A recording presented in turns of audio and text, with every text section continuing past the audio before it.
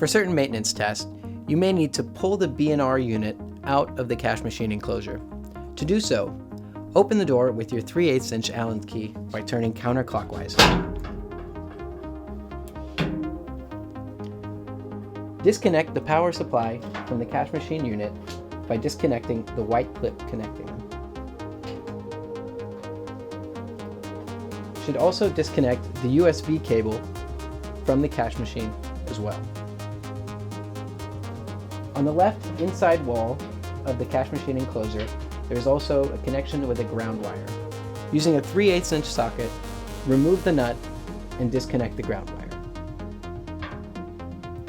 Once that's done, you can pull the clip at the bottom of the cash machine to release it from the grooves.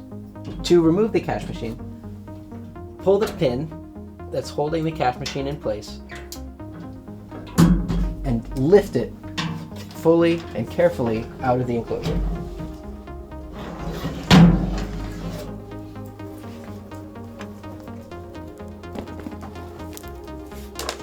When you're ready to put the bill note recycler back in the enclosure,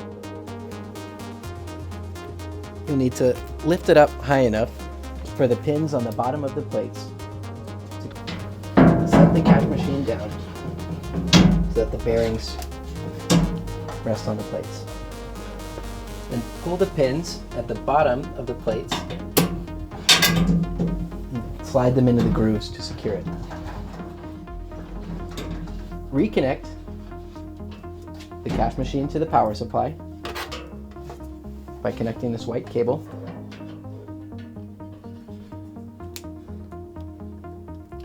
Reconnect your USB cable to the kiosk and the cash machine. And using your 3/8" socket, reconnect your ground wire to the bolt on the inside of the kiosk.